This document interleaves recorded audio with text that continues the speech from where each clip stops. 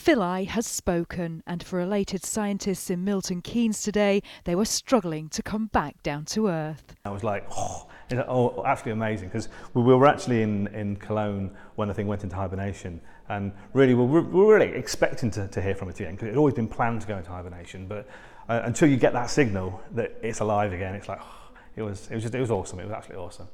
The European Space Agency lander touched down on the comet 67P in November last year, but its success was short-lived.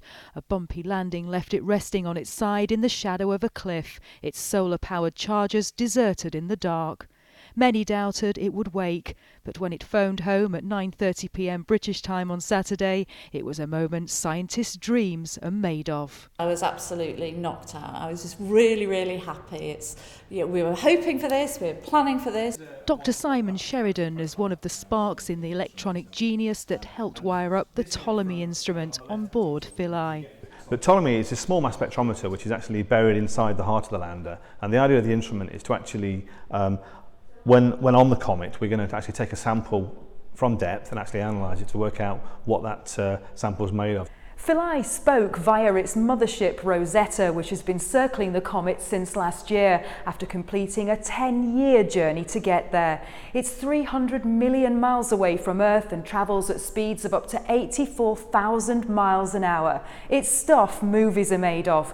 But this isn't science fiction, it's science fact. And Rosetta's robot is making a comeback. The probe's resurrection will allow researchers to progress further than even they ever imagined. Because we're now in this relatively shaded area, we're not overheating now. So now we've come alive, what will happen is we should be able to operate all the way into the closest approach to the sun and then back out the other side. So by virtue of things not going quite right on the landing, we're actually in a much better scientific point of view because we can actually do much more science for longer.